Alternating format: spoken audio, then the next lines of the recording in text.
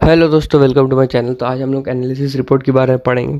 तो analysis report पढ़ना बहुत ज़रूरी है क्योंकि इसका आपको मार्केट का पूरा ओवरऑल आउटलुक पता चल जाता है 1 साल या फिर 6 महीना का। तो चलिए हम लोग इस एनालिसिस रिपोर्ट को पढ़ते हैं।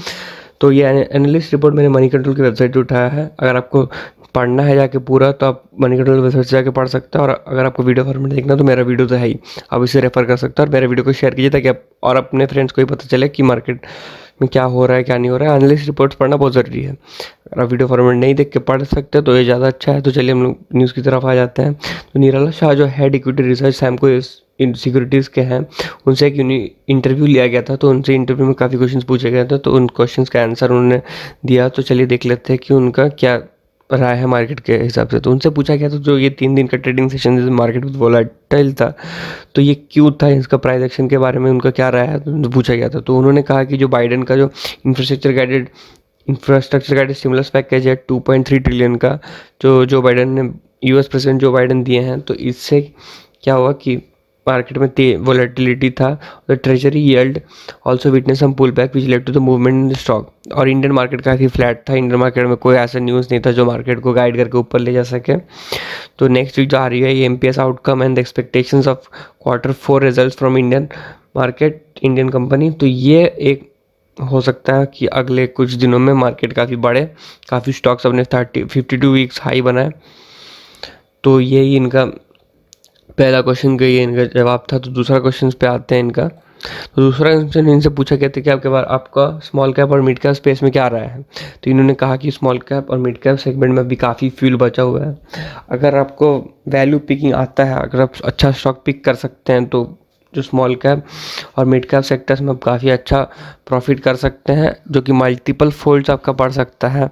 और उन्होंने ये भी कहा कि प्री कोविड लेवल से पहले स्मॉल कैप और मिड कैप सेगमेंट थोड़ा सा हल्का फुल्का एक ही प्राइस रेंज बाउंड एक्शन में मूव कर रहे थे, लेकिन कोविड के बाद एक अच्छा मूवमेंट आया। तो अभी भी बाकी है, और स्मॉल कैप और मिड कैप में अगर आपको अच्छा स्टॉक ढूंढ पाते हैं तो आपका पैसा मल्टीफोल्ड्स बढ़ सकता है।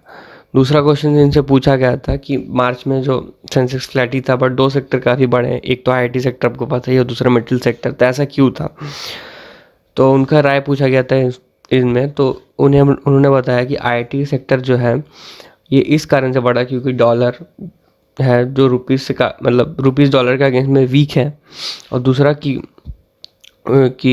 जो फंडामेंटली आईटी सेक्टर हम लोग का है, इंडिया का आईटी सेक्टर काफ़ी स्ट्रॉन्ग है। ये अपसाइड क्वार्टरली रिजल्ट्स में भी काफ़ी अपसाइड दिखाया है लॉकडाउन में, तो यह और अच्छा परफॉर्मेंस हुआ है। तो इसलिए आईटी सेक्टर तो है ही। IT companies are fundamentally strong with stable earning growth, quality management, pipeline of strong deals and consistent cash flow. इनकी वजह से आईटी सेक्टर बढ़ा है, और जो गवर्नमेंट का इकोनॉमिक एक्टिविटी बढ़ा है, इसी के कारण मेटल स्टॉक में भी रैली हुआ है। तो और इनसे पूछा गया कि ये रैली अप्रैल में भी चलेगा, तो उन्होंने कहा है कि आईटी सेक्टर में हो सकता है कि ये आउट परफॉर्म करे अप्रैल में भी। तो दूसरा जो उनसे क्वेश्चन पूछा गया था कि 10-year data suggests that the bull remain in control at least in 7 out of the last 10 year. How April is likely to pan out for the investor? तो इन्होंने कहा कि volatility रहेगा मार्केट में, volatility is likely to continue in the month of April as Nifty 50 continues to consolidate in a range of 14,260 to 14,880. Any break from the immediate range can dedicate Nifty scores in April. However, we can maintain a mildly bullish outcome given the approaching result session. तो bullish रहेगा ही, माइंडली bullish रहेगा। जो जो अभी results आ रहे हैं कि अब तो क्वार्टर क्या बोल रहे, गलती से बोल दी क्वार्टर, अब तो मतलब ईयर एंड रिजल्ट्स आएंगे कंपनी के, तो उनमें बुलिश रहेगा अप्रैल महीना। तो और इनसे पूछा गया कि जो हम लोग फाइनेंशियल ईयर 2021 में 70% का अपसाइड देखे थे निफ्टी में, ऐसा क्या 2020 में होगा। तो उन्होंने कहा कि ऐसा 2022 में नहीं होगा, लेकिन हाँ आप अच्छा रिटर्न माइल्ड अच्छा खासा रिटर्न एक्सपेक्ट कर सकते हैं।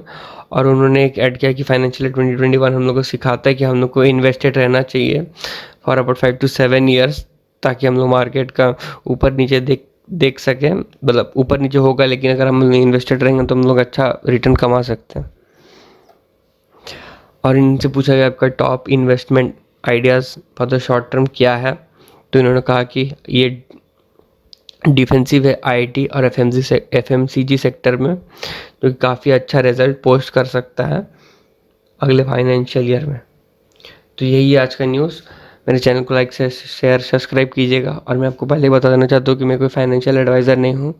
ये वीडियो सिर्फ एजुकेशनल पर्पज़ के लिए ही है। अगर आपको इन्वेस्टमेंट करनी है तो आप अपनी इन्वेस्टमेंट एडवाइज़र से पूछ के इन्वेस्टमेंट कीजिएगा। Thank you.